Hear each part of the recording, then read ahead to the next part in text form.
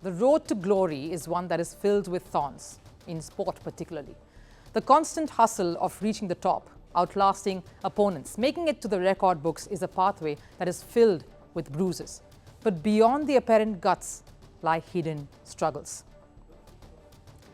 I have gone through a phase in my career where I felt it was the end of the world. Virat Kohli said this in 2014. I have definitely not been happy. I was definitely depressed. I cried all the time, said Serena Williams.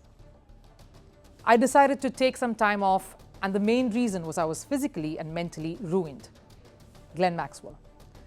After every Olympics, I think I fell into a major state of depression. I didn't want to be alive anymore, said Michael Phelps.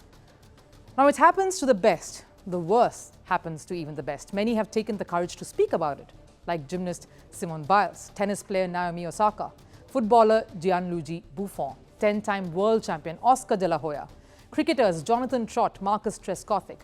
There are many more. You know it's difficult, but they opened up in the hopes that they send out the message to others who still suffer silently that they aren't alone in this battle. It's hard. It's a pressure cooker atmosphere, from traveling, unpacking, training, competing in tournaments, winning or losing, and then repeating that cycle all over again. There is little time to think or develop a part of the athlete that counts the most, which is the mind. 25-year-old Naomi Osaka stepped away from the court after the 2021 French Open. She cited concerns about her mental health. She herself said that she was suffering from anxiety and depression since 2018. She said, and I quote, "I felt like the break was necessary, but I kind of felt ashamed in that moment because as an athlete, you're kind of told to be strong and push through everything. But I think I learned that it's better to regroup and adjust the feelings you have in that moment, and you can come back stronger." True words that. And it's resonated with a lot of others too, who've been in similar situations. Let's talk about Simone Biles now. The US gymnast is an Olympic champion. The weight of expectations she was burdened with as one of US's biggest stars got the better of her. But she took that break and returned, as we saw, being the best version of herself. Truly an extraordinary comeback that we have so much to learn from. Back home, after crashing out of the Hockey World Cup, there was a pall of gloom in the Indian men's hockey team. The coach Graham Reed resigned and things looked bleak. Right then, not just Graham Reed, but even the captain at that time, Manpreet Singh, spoke about one significant aspect lacking: a mental conditioning coach. And in walks Paddy Upton, and you can see the results thereafter for yourself. Paddy Upton, in fact, was part of the Indian cricket setup when they won the 2011 ODI World Cup. Now, I'm not saying that this is the solution to every loss, but every defeat can make you very lonely, even in a team sport. And you just need an unbiased outlet to clear your mind. We had India's tennis player Somdev Devvarman, a world number 62 at one point, talk about how it is extremely lonely out there. He's not far away from the truth. The pandemic too played its part in alienating the players even further. In 2020, the captain of the Indian women's cricket team, Harmanpreet Kaur, insisted on the presence of a team psychologist. Many elite athletes who have been through this got help, say being close to loved ones helps more. Ben Stokes said that too. He said family and friends are massive. They know the person you truly are. The solution some athletes have resorted to is twofold. They go and get help to tide them through the trauma and the difficulties of work stress to come back stronger, like we've seen. Some unfortunately quit playing. There are so many who have quit in their 20s even, probably jaded with the rigors of international sport.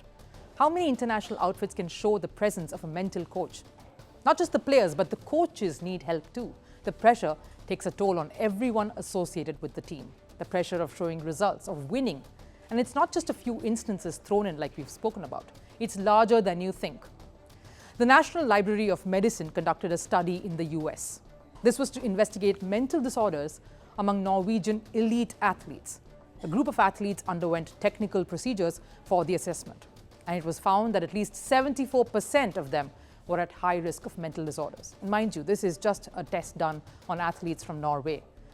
If elite athletes like Biles, Naomi Osaka, have experienced a moment of weakness, a moment of solitude, there are thousands others who are torn in this race to perfection.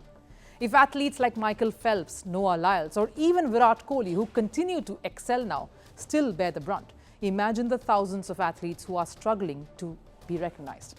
Every year, The International Olympics Committee holds a consensus to address mental health issues in elite sports today. Data shows that 35% of elite athletes are affected by mental disorders at some point of their career.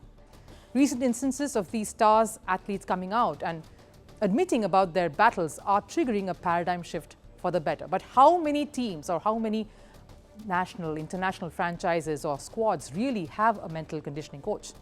We just hope that amid this stiff and brutal competition that dominates sports, the world doesn't forget what it's like to be at peace and be human.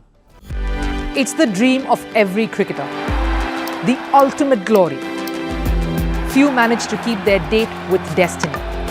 But for many, it's been heartbreaks and a cross to bear. The Holy Grail is here in India. I'm Rupha Ramani, and Firstpost brings you the ringside view. We bring you the Cup of Dreams, Cricket World Cup coverage like never before.